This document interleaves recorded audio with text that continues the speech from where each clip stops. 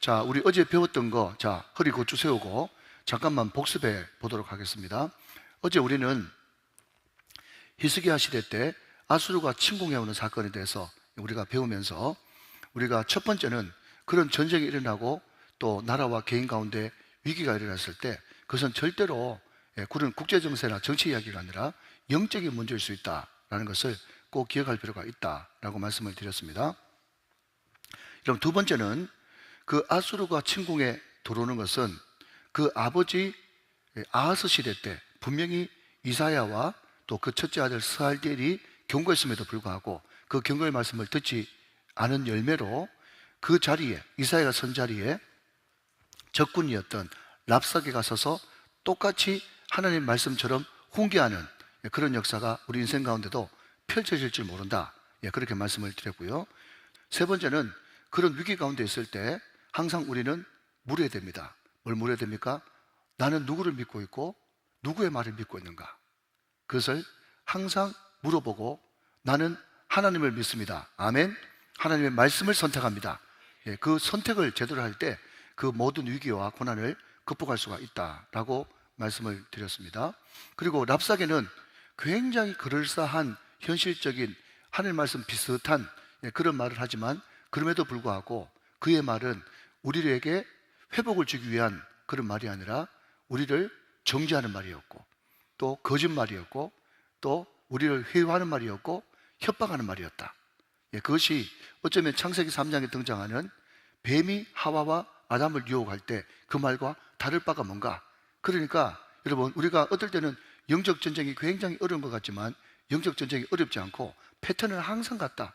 먼저 정죄감을 주고 우리를 흔들어 놓고 회유하고 협박하고, 그래서 요한복음 10장 10절 말씀에 도둑이 오는 것은 도둑질하고 죽이고 멸망시키려고 온 것이다. 그러나 하나님의 말씀은 때로는 아프지만 때로는 힘들지만 양으로 하여금 생명을 얻게 하고 더 풍성히 얻게 하는 결과를 만들어내는 것이 하나님의 말씀이다. 믿으시면 아멘 하시기 바랍니다. 자, 그 적군에 펄펄 뛰는 그 사단의 그 부르짖음과 속삭임과 회유 앞에서 그럼에도 불구하고 이스라엘 백성들은, 히스기야와 이스라엘 백성들은 뭐라고요? 입을 꾹 다물고 너 그러거나 말거나 나는 하나님의 말씀 믿을 거야, 믿음의 사람 말 믿을 거야 하면서 하나님의 음성에 또 히스기야의 말에 집중함으로써 그 모든 것들을 극복하고 승리해 냈다는 것입니다. 여러분, 이것을 우리 교회에서는 전문용어로 입 꾹 다물고 기도만 하면 하나님께서 해결하신다. 여러분, 이것이 저와 여러분의 삶의 큰 줄거리가 되시기를 주님의 이름으로 축원합니다. 다시 한번요, 교회 일은 여러분 걱정한다고 막 떠들고 다니고 이래가 되겠나 저래가 되겠나 그렇게 이야기한다고 교회 문제는 해결되는 것이 아닙니다. 여러분, 세상 사람들은요 자꾸 소통 이야기하는데 소통하지 말란 말이 아니라 교회 일은 말하기 전에 먼저 입을 꼭 다물어야 돼요. 입을 꼭 다물고 하나님 앞에 전심으로 기도하면서 나아가면 하나님께서 그 모든 문제를 해결해 주십니다. 그러니까 사랑하는 여러분, 말로 해결하지 말고 기도로 해결할 수 있는 그런 은혜가 넘치게 되시기를 주님의 이름으로 축원합니다. 여러분, 이제 제 나이가 이제 그 5학년 후반으로 넘어가잖아요. 여러분, 제가 이 나이가 들어가면서 참 좋은 것도 많고 죄도 덜 짓고 참 장점들이 많은데 문제는 뭔가 하면 소위 말하는 점점 노하우가 쌓이면서 자꾸 세상 방식으로 나아가려고 하는 그런 관성의 법칙이 내 몸속에 점점 장착되는 것을 보게 된다는 말입니다. 어제 수협에 마치고 우리 WDT에서 많은 학생들이 같이 2층 비전을해서 모여서 기도를 했는데요, 하나님께서 번뜩 가르쳐 주시는 건 뭔가 하면, 자, 여러분 보십시오. 인천에서 백령도까지 100길로 4시간이에요. 편도 4시간, 왕복 8시간이거든요. 그런데 우리 팀 중에 남해 팀이 있는데 남해 팀이 첫 번째 기착지가 이제 그 통영에 가가지고 욕지도까지 한 50분 정도 배를 타고 가는 거예요. 하고 싶은 말이 뭔가 하면, 여러분, 4시간 배 타고 가는 것은 굉장히 뜨겁게 기도하고, 그래서 백령도 배 타고 가는 거 기도하셨죠? 그죠? 4시간 배 타고 가는 것은 기도 억수로 하고 50분 배 타고 가는 것은 그냥 기도를 안 하는 거야. 얼마 되지도 않은데 뭐. 근데 여러분 보십시오. 4시간 배 타고 가나 50분 배 타고 가나 배 타고 가는 것도 똑같은 거예요. 그러니까 우리 사고방식 가운데 어떤 사고방식이 우리 속에 꽉 자리 잡고 있는가 하면 세상 사람들이 어려운 것은 어려운 거고 쉬운 것은 쉬운 거예요. 어려운 것은 기도하고 쉬운 것은 기도 안 하는 거예요. 근데 여러분, 우리는 끊임없이 말씀으로 돌아와서 말씀의 결론은 뭔가 하면, 말씀은 하나님이 함께 하시면 어려운 것도 쉽고 하나님이 함께 하지 않으면 쉬운 것도 어렵게 된다라는 것이 줄기찬 하나님의 메시지 아닙니까? 사랑하는 여러분, 우리가 나이가 들어도 우리의 신앙이 세상적인 사고방식, 세상의 소리가 아니라 하나님의 말씀에 집중되어져서 하나님이 함께 하시면 어려운 것도 쉽습니다. 하나님이 함께 하지 않으면 감기 걸려도 죽을 수 있습니다. 여러분, 우리는 코로나 시절을 통해서 얼마나 그런 것들을 많이 봤습니까? 하나님께서 함께 하시면요, 암덩어리로 떨어져 나가고 있던 혈관도 사라져버리고, 여러분, 놀라운 기적이 상식처럼 막 일어나게 된다니까요. 사랑하는 여러분, 그렇기 때문에 우리는 때를 어떤지 못 어떤지, 쉬운 문제든지 어려운 문제든지 모든 삶의 영역 가운데 쉬지 말고 기도할 수 있는 그런 은혜가 넘치게 되시기를 주님의 이름으로 축원합니다. 자, 여러분, 성경을 조금 넘겨가지고, 자, 여러분, 36장 한번 보실까요? 36장이요. 자, 36장 1절 말씀 보면 그 위에, 제가 9절 보려고 하는 게 아니라 36장 1절 위에 아수르가 예루살렘을 협박하다, 이렇게 돼 있죠. 그죠? 자, 그 다음 몇 장을 보시는가 하면 38장 보세요. 38장 1절 위에 같이 한번 읽어보세요. 파란색으로 된 거 시작. 히스기야 왕의 발병과 회복, 이렇게 돼 있죠. 자, 39장 1절 위에 같이 있습니다. 시작. 바벨론에서 온 사자들, 이렇게 되어 있습니다. 자, 동의하시죠? 다 보셨죠? 자, 저를 보십시오. 하나님께서 우리들에게 어떤 임무를 주십니다. 자, 먼저 한번 따라해 보실까요? 세팅을 잘하자. 시작. 세팅을 잘하자. 여러분 들어보셨죠? 여러분, 세팅을 잘하자가 뭡니까? 자, 아멘 하셔야 됩니다. 다윗이 나고 요셉이 나고 아브라함이 나고 히스기야가 나고 모든 여러분 성경 인물들을 그냥 다윗, 히스기야, 아브라함, 요셉으로 보지 말고 그는 곧 나다, 이게 세팅을 잘하는 것이고, 여러분 성경을 잘 읽는 비결이라는 거죠. 그러니까 여러분, 히스기야 하면 우리는 3대 큰 사건을 알고 있습니다. 물론 다른 많은 사건들이 있지만 오늘 특별히 이사야 36, 37, 38, 39 이 넉 장을 통해서 대표적인 사건 3가지를 우리에게 가르쳐 주는데, 첫 번째는 뭔가 하면 우리가 어제 살펴봤던 아수르의 그 대군이 남유다를 침공해온 사건, 아수르와의 전쟁, 이것이 첫 번째고요. 결론은 뭡니까? 하나님의 특별한 은혜로 하나님의 영이 임하사 히스기야가 칼에 피 한 방울 묻히지 않고 18만 5천 명을 무너뜨리고, 그리고 아수르의 왕 랍사게, 그죠? 맞죠? 아수르 왕 사네립, 아수르 왕 사네립이 어처구니 없는 패배를 당하고 자기 족으로 돌아갔다가 그 이방 우상 신전 안에서 자기 아들 칼에 의해서 죽는 그런 역사가 나타난 거예요. 그러니까 남유다가 그 당시에 누구도 못 이겼던 아수르를 이기는 사건, 이게 36장 37장에 등장하고요. 38장에 그 유명한 히스기야가 병이 나가지고 죽게 되는데 간절히 하나님 앞에 기도함으로 말미암아서 15년 생명 연장된 사건, 그 중간에 누가 태어나는가 하면 므낫세가 태어나게 됩니다. 자기 아들 므낫세가 태어나게 돼요. 그리고 39장으로 보면 그 당시 아수르가 이제 히스기야에게 지고 난 다음에 국군이 막 흔들리고 있을 때 저 아래쪽에서 신흥강국 바벨론이 일어나가지고 이 바벨론이 히스기야가 아수르를 물리쳤다, 히스기야가 죽을 병에 걸렸는데 야훼, 여호와라고 하는 신의 그 덕분으로 15년 동안 생명 연장됐다고 하는 놀라운 소식을 듣고, 여러분 이방 사람들도 다 신심이 있습니다. 그러니까 이 바벨론이 이제 점점 커가지고 아수르를 어떻게 해보려고 하는 그런 와중에 야훼라고 하는 신이, 여호와라고 하는 신이 놀라운 권능을 행했지 않습니까? 첫 번째 사건은 뭐라고요? 아수르를 무너뜨리고, 두 번째는요, 죽을 병 살리고. 그 이야기를 듣고 바벨론 왕이 사신을 보내가지고, 그죠? 이제 히스기야에게 극진한 대우를 하는 그 사건을 통해서 하나님이 우리들에게, 히스기야에게 우리들에게 하실 말씀이 있다라는 겁니다. 이해가 되시면 아멘. 그래서 히스기야에게 일어났던 세 사건을 통해서, 특별히 오늘은 바벨론의 그 사신의 사건을 통해서 우리에게 던져주는 메시지가 뭔가, 이것을 살펴보려고 하는 것이죠. 자, 여러분, 우리 1절과 2절 초반부까지 제가 한번 읽어보도록 하겠습니다. 자, 1절 보시죠. 그때에 그랬습니다. 자, 여러분, 그때에 그러면 항상 어떻게 하라고 그랬어요? 앞장을 보라 그랬죠. 앞장 뭔데요? 히스기야가 죽을 뻔했는데 15년 연장시키는, 그 놀란 개인적인 은혜를 체험하고 난 다음, 그때에 발라단의 아들 바벨론 왕 무로닥 발라단이 히스기야가 병들었다 나았다함을 듣고 히스기야에게 글과 예물을 보낸지라. 자, 여러분, 일단 볼펜으로 한번 밑줄 그어보시죠. 글과 예물, 거기에 밑줄 그어보시고요. 2절, 히스기야가, 거기 밑줄 그어보시고요. 히스기야가 사자들로 말미암아 기뻐하여, 거기까지만 보도록 하겠습니다. 자, 여러분 들어보십시오. 오늘 첫 번째 우리가 살펴볼 것은 뭔가 하면, 지금 히스기야가, 오늘 결론의 말씀은 큰 위험, 또 큰 또 다른 그런 위기를 맞고 있죠. 그런데 여러분, 이것을 먼저 성경을 한번 제가 읽어 드릴게요. 어디를 보시는가 하면, 어제 제가 말씀드리기를 항상 이 구약이 꿰뚫어지려고 그러면 역사사하고 선지사하고 잘 매치를 시킬 수 있어야 된다, 그렇게 말씀을 드렸습니다. 역대하 32장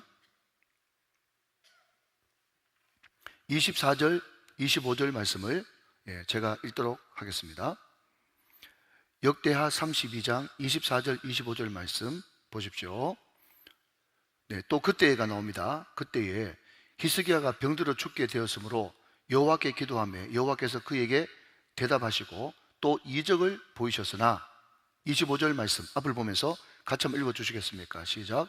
히스기야가 마음이 교만하여 그 받은 은혜를 보답하지 아니하므로 진노가 그와 유다와 예루살렘에게 내리게 되었다, 그렇게 이야기하고 있습니다. 자, 여러분, 오늘 이 말씀은요, 히스기야가 큰 두 번의 성공 뒤에 시험을 받고 있는 장면이에요. 제가 역대하 32장 24절 25절만 읽었지만, 여러분 31절 말씀을 제가 죄송합니다 한번 드리겠습니다. 역대하 32장 31절 말씀을 한번 더 읽어 볼게요. 그러나 바벨론 방백들이 히스기야에게 사신을 보내요. 오늘 그 이야기 하고 있지 않습니까? 그 땅에서 나타난 이적을 물을 때에 하나님이 히스기야를 떠나시고 그의 심중에 있는 것을 다 알고자 하사 뭐 하셨더라? 시험하셨어요. 자, 지금 바벨론 사신들이 와가지고 벌어지는 일련의 사건들은 정말 히스기야가 진심인가, 진짜로 나를 사랑하느냐를 묻는 하나님의 테스트, 시험이었단 말이에요. 자, 여러분, 시험은 두 종류라고 말씀드렸습니다. 하나는 마귀가 주는 유혹, 템테이션이 있고, 하나님이 더 큰 축복을 주시려고 테스트, 시험하는 것이 있습니다. 그런데 지금 바벨론 사신들이 와가지고 지금 겪고 있는 이 히스기야의 모든 일련의 사건들은 템테이션, 유혹입니까? 하나님이 더 큰 축복 주시려고 테스트, 시험입니까? 시험이라고 분명히 이야기하고 있습니다. 자, 여러분 잘 보십시오.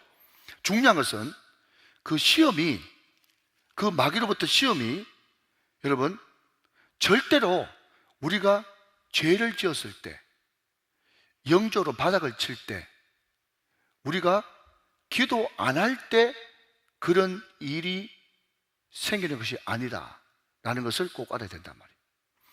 자, 여러분, 제가 지금 방금 말을 잠깐 주춤했습니다. 무슨 이야기를 하고 싶은가 하면, 우리가 죄 지으면 마귀에게 시험 들죠. 또 우리가 교만하면 마귀에게 시험 들죠. 또 우리가 영적으로 바닥치고 있으면 마귀의 시험 당하고 먹히죠. 근데 그것은 차라리 유혹에 가깝고요. 시험은 언제 오는가 하면요, 여러분, 히스기야가 아수르 병사 칼에 피 한 방울 안 묻히고 18만 5천 명 물리칠 때, 그때 시험 온다고요. 이게 중요하단 말이에요. 잘 알아들으셨죠? 여러분, 시험은, 다시 한번 말합니다, 시험은 우리가 여러분 꼬로박고 있을 때 시험 오는 게 아니라, 한참 하나님의 은혜가 부어지고 있을 때, 우리 교회처럼 매주마다 새 가족 등록할 때, 사람들이 우정교회 잘 나간다며라고 이야기를 들을 때 그때 시험이 온단 말이죠. 사랑하시는 여러분, 이런 이야기를 들을 때 우리 교회가 정말 부흥하고 있나, 정말 잘 나가나 그런 생각하지 말고, 이거 개인적인 묵상이란 말이에요. 여러분, 부인하든 안 하든 상관없어요. 우리 교회는 여러분 지금 잘 되고 있습니다. 그러니까 여러분, 이 말씀은 결국 이 설교하는 설교자부터 먼저 여러분 하나님의 그 성령의 검칼로 난자시켜 놓고 난 다음에 여러분 말씀을 전해야 되지 않습니까? 여러분, 우리 교회 지금 평안하거든요. 잘 되고 있거든요. 좋은 소문 나고 있거든요. 그러니까 여러분, 이때 시험 없을 것이다, 앞으로 탄탄할 것이다, 만세반세기다 생각하면 큰일 난단 말이죠. 여러분 대답하십시오. 여러분 이름을 대답하셔야 됩니다. 여러분, 시험은 언제 온다고요? 잘 나갈 때 시험 옵니다. 이걸 꼭 아셔야 됩니다. 애타는 주의 종의 말을 꼭 명심하십시오. 여러분, 은혜 받을 때에 은혜 받은 사람에게 시험 옵니다. 놓치지 마시기 바랍니다. 여러분, 그 바벨론 사람들도 다 똑똑한 사람이고 문명 나라인데 괜히 여러분 할 일 없이 사신 보냈겠습니까? 자, 여러분 1절 말씀 한번 보십시오. 그때의 발라단의 아들 바벨론 왕 무르닥 발라단이 히스기야가 병들었다가 나았담을 듣고 왔잖아요. 만약에 지금 히스기야가 병들어서 지금 골골하게 죽기 일보 직전이다 그러면 여러분 사신 보내겠습니까? 안 보내죠. 그 병들었다 나음을 듣고 왔다니까요. 근데 그 사신, 그 대사들이 뭘 들고 왔냐? 히스기야에게 글과 예물, 제가 동그라미 쳐라 했죠? 글과 예물. 여러분, 예물은 당연히 여러분 사신들이 오니까 그냥 좋은 보물을 그냥 선물로 가져온 겁니다. 그러면 글은 뭐냐? 글은 뭐냐 할 때 모든 학자들이 이구동성을 하는 말이 뭔가 하면, 그 글은 우리가 어떻게 하든지 동맹매자가 힘 합쳐가지고 지긋지긋한 이 아수르 제국의 이 만행과 폭행을 벗어나보고 새로운 중동 질서를 잡아보자 라고 하는, 여러분 소위 말해서 양해각서 혹은 MOU, 그걸 가지고 왔다는 거예요. 자, 여러분 참으로 안타까운 것은 뭔가 하면, 히스기야가 자기 아버지는 아수르 의지했다가, 여러분 히스기야는 친애굽 정책, 애굽 의지했다가, 여러분 우리가 설교 말씀 들었죠? 애굽 의지하지 마라 들으셨죠? 여러분 애굽 의지하지 마라. 애굽 의지하다가 여러분 아수르가 그래 하면서 애굽으로 가는 그 통로 라기스 딱 막아버리고, 여러분 자기 제1부하 보내가지고 예루살렘 함락돼가지고 여러분 끝장날 뻔했잖아요.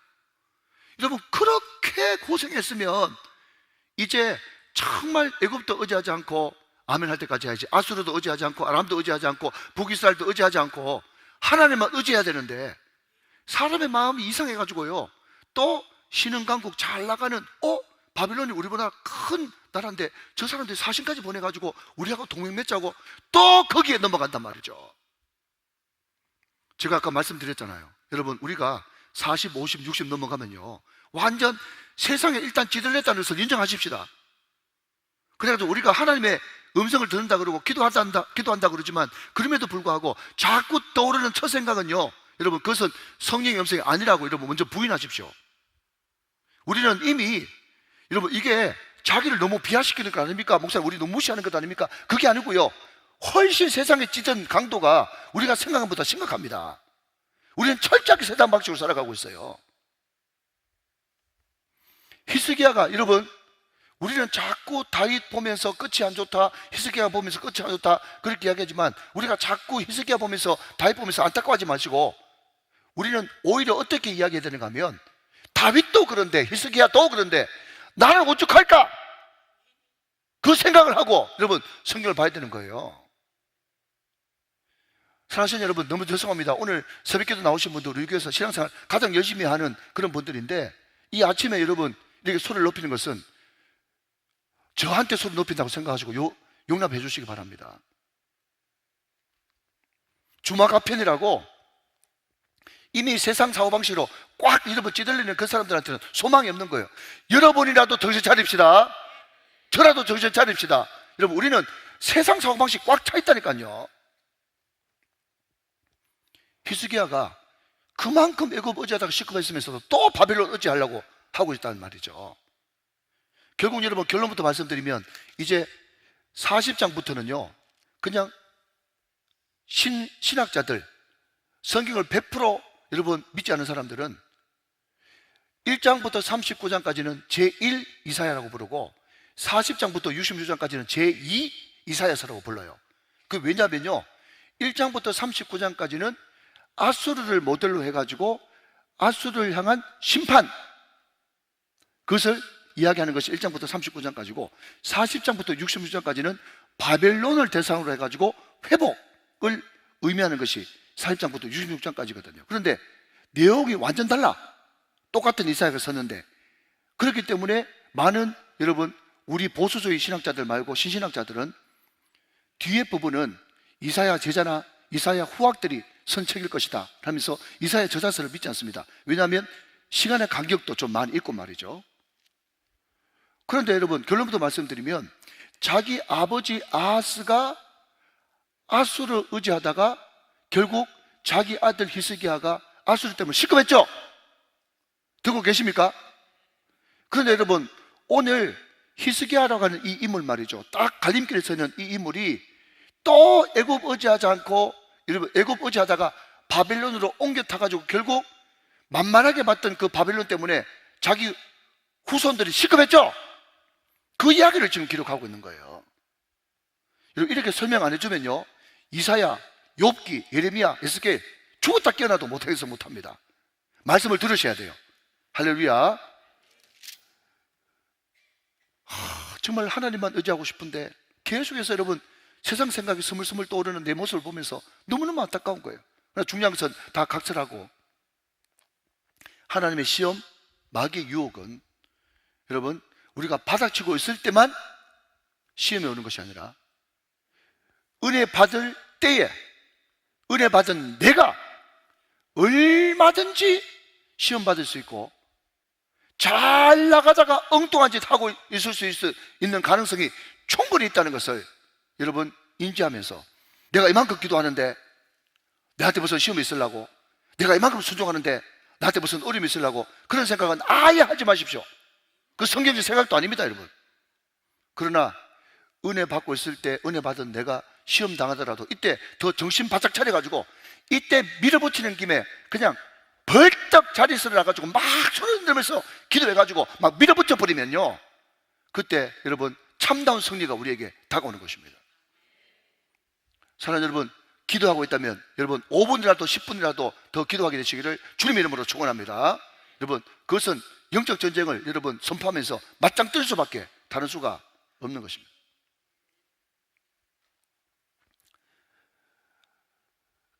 여러분 2절 말씀 한번 보시면요,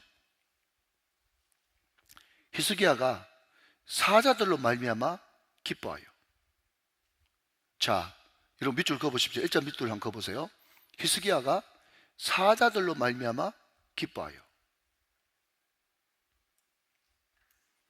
여러분 저는 제 설교 노트에 이렇게 적어놨습니다. 나는 무엇 때문에 기뻐하는가? 나는 무엇 때문에 기뻐하는가? 여러분 사도행전에 보면요, 사도 바울이 우여곡절 끝에 혼자 아덴, 지금의 그리스의 아테네에 가게 됐습니다. 그런데 늘 하나님의 마음을 품고 있었던 이 사도 바울은 혼자 있더라도 어떻게 할 수 없어가지고 그냥 아침 일찍, 우리를 말하자면 새벽기도 마치고 그냥 영적 정탐을 아덴 거리를 이제 쭉 둘러본 거예요. 그런데 아덴 거리에 다른 사람들은 그거 문화 아니야? 그거 우리 옛날부터 또 있던 건데, 그렇게 생각할지 모르겠지만 객관적인 시각을 가지고 아버지의 시각과 마음을 가졌던 사도 바울 눈에는 아덴 거리가 온통 우상천지로 가득한 것을 보게 되었습니다. 그때 사도 바울의 반응은요, 마음속에 거룩한 분노가 올라왔어요. 잘 들으십시오. 나는 무엇 때문에 기뻐하고 있는가? 둘째, 나는 무엇 때문에 분노하고 있는가? 그게 그 사람의 영적 상태예요. 난 무엇 때문에 기뻐하고 있는가? 지금 히스기야가 하나님으로 기뻐해야 되고 받은 애가 너무 많기 때문에 여러분 하나님 한 분으로 충분해야 되는 그런 사람입니다. 그런데 히스기야는 그 은혜 받은 때에 은혜 받은 히스기야가 누구 때문에 기뻐하는가 하면 사신들이 동맹 맺자고 하는 글 가져가고, 또 요즘으로 말하면 대통령 그냥 뭐죠? 그 편지를 뭐라고 그래요? 친서. 그거 가지고 또 예물 바치고 하니까, 야, 우리보다 더 큰 나라가, 저렇게 큰 나라가 우리한테 예물 바치고 우리한테 동맹 맺자고 한다고? 여러분, 이것을 좀 유식한 말로 뭐라고 이야기하는가 하면요, 강대국 코스프레라고 그래요. 코스프레 아시죠? 흉내내고 있다고. 코스프레.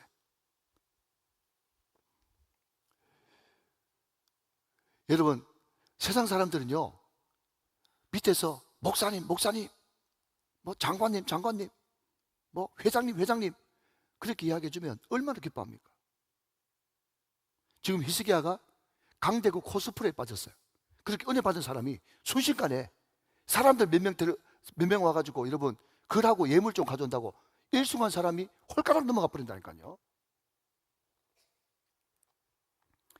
자, 그리고 여러분, 여기에 굉장히 중요한 단어가 있습니다. 자, 여러분, 4절 말씀을 한번 보시겠습니다. 먼저 4절 말씀. 이사야가 이르되, 소리 괜찮습니까? 갑자기 소리 좀 변한 것 같은데 잘 들리세요? 괜찮으세요? 네, 감사합니다. 4절. 이사야가 이르되, 그들이 왕의 궁전에서 무엇을 보았나이까 하니 히스기야가 대답하되, 자, 볼펜 드시고, 그들이 내 궁전에 있는 것을 다 보았나이다. 내 창고에 있는 것으로 보이지 아니한 보물이 하나도 없나이다 하니라. 자, 여러분, 살짝 한번 따라해 보실까요? 내 궁전, 내 창고. 시작. 내 궁전, 내 창고. 여러분, 교만이 뭐라 그랬습니까?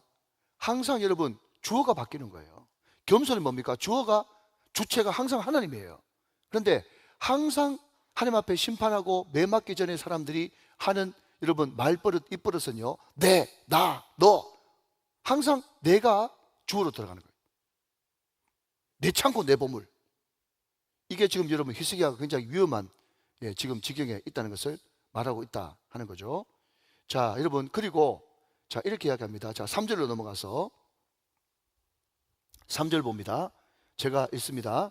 이에 선지자 이사야가 히스기야 왕에게 나와 묻되, 그 사람들이 그다음 밑줄 그으십시오.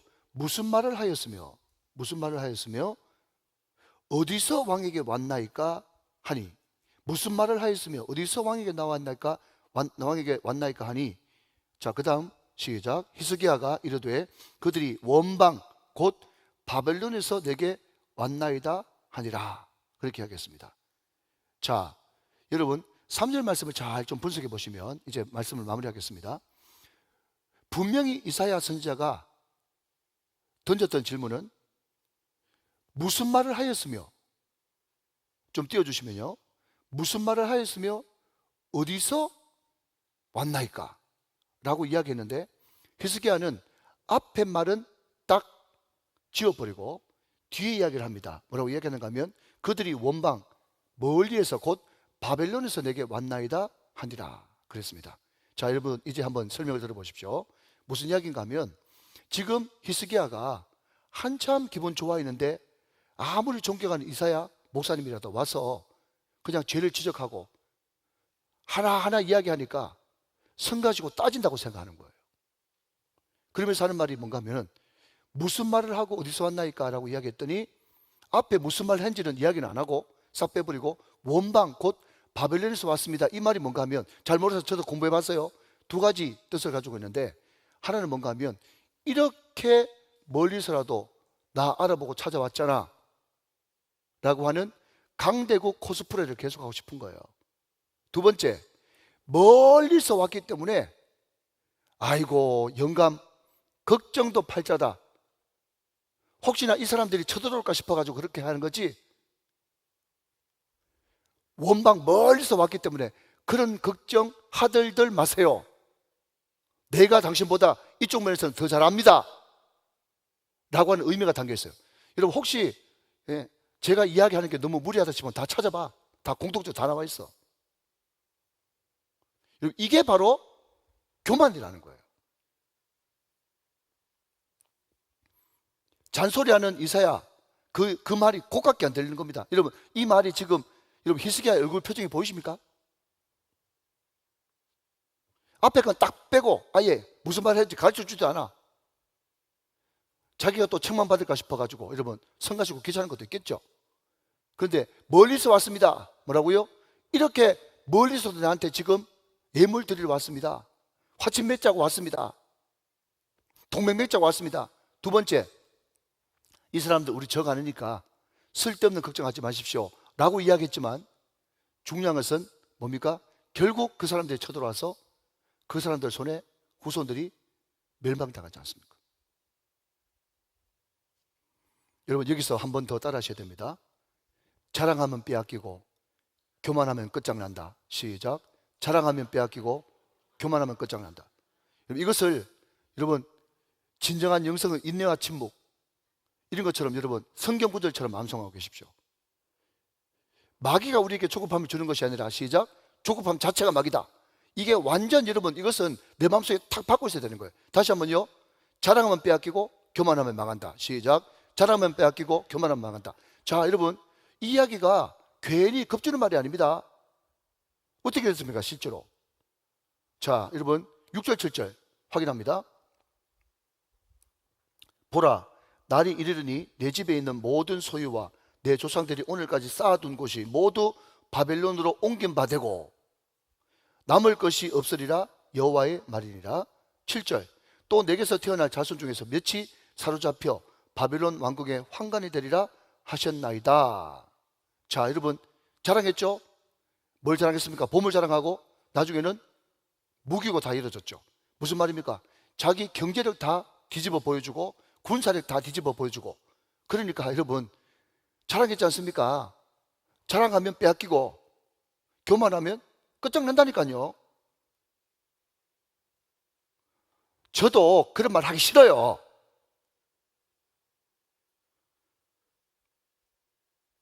근데 이게 우리 현실입니다.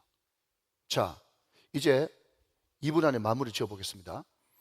여러분 혹시 오해할까 싶어가지고 이렇게 제가 정리하고 마무리를 해드릴게요. 다윗이 인구조사하는 바람에 하나님의 책망을 받고 많은 사람들이 전염병으로 죽었습니다. 그죠? 그걸 보면서 우리는 숫자 세면 안 된다. 그러면서 어떤 목사님들은 또 숫자 안 세는 거를 마치 굉장히 성경적이고 자랑처럼 그렇게 이야기하는 사람이 있더라고요. 여러분 목사님 이야기 대단히 죄송합니다. 한 번만 할게요. 무식한 겁니다. 여러분 숫자 안 세는 게 성경적인 게 아니에요. 민수기가 뭡니까? 영어로 members예요. 숫자 세는 거예요. 숫자. 그것도 앞뒤로 숫자 셌습니다. 그러니까 중심은 뭔가 하면 누가 왜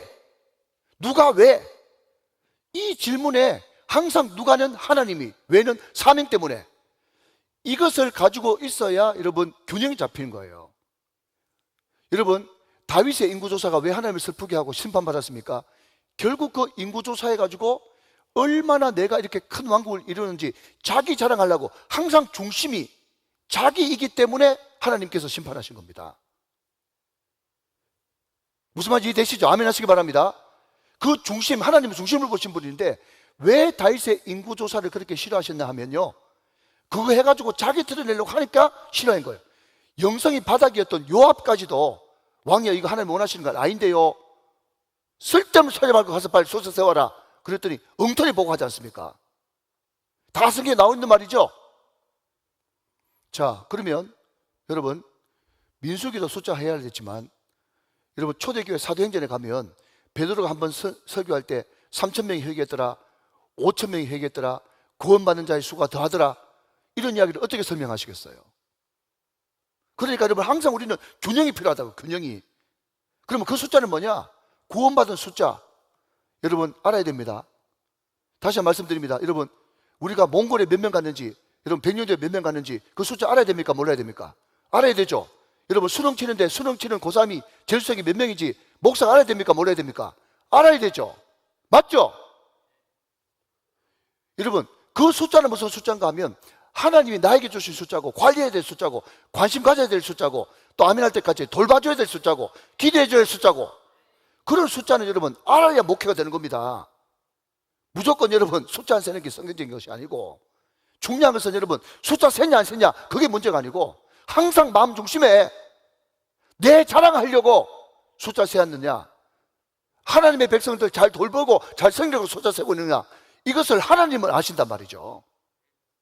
중요한 것은 여러분, 제가 이 말씀을 드리는 이유는 뭔가 하면 자랑하면 빼앗깁니다. 숫자 자랑하고 보물 자랑하고 이런 경제를 자랑하고 군사력 자랑하면 빼앗긴단 말이죠. 그러나 하나님 사랑하면 얻게 됩니다. 오늘 이 말씀을 잘 알아들으시고 정리를 깔끔하게 해드립니다. 여러분, 하나님의 시험은 내가 바닥치고 있을 때 오는 것이 아니고, 제가 앞으로 좀 나갈게요. 바닥칠 때 오는 것이 아니고 언제 온다고요? 은혜 받을 때에 은혜 받은 나에게 충분히 시험은 찾아올 수 있다. 자꾸 여러분 다윗, 히스기야 그러는데 그들이 안타까움만 생각하지 말고 이 사람들도 이런데 나는 오죽하겠냐, 나한테 먼저 적용시켜라. 세 번째는 뭐라고요? 자랑하면 빼앗기고 교만하면 끝장내요. 자꾸 여러분 자랑하지 마십시오. 자랑하면 다 빼앗깁니다. 여러분, 이런 이야기 죄송합니다. 제가 지난번 교회, 큰 교회 있으니까요, 네, 이런 경우까지 봤어요. 결혼하기 전에 어떤 자매가 자꾸 자기 친구한테 남자친구 자랑하다가 남자친구 빼앗겼어. 여러분, 제가 괜히 여러분 농담하는 말입니까? 그런 일도 있습니다. 자랑하면 무조건 빼앗기는 거예요. 자랑하지 말고 입을 다물라. 그리고 숫자 세는 것도 여러분, 자기 자랑하려고 숫자 세면 하나님의 심판이 있지만 영혼을 잘 돌보기 위해서는 꼼꼼하게 그 숫자가 지금 어디 있는지, 그 영혼이 어디 있는지 찾는 그런 디테일함과 꼼꼼함이 있을 때 그 숫자 셈은 바깥으로 볼 때 똑같아 보이지만 하나님 보시기에는 하늘과 땅 차이다. 항상 우리의 중심, 우리의 주어, 우리의 주체가 내가 되면 안 되고 자랑이 되면 안 되고 하나님이 돼야 되고 사명 감당이 돼야 된다.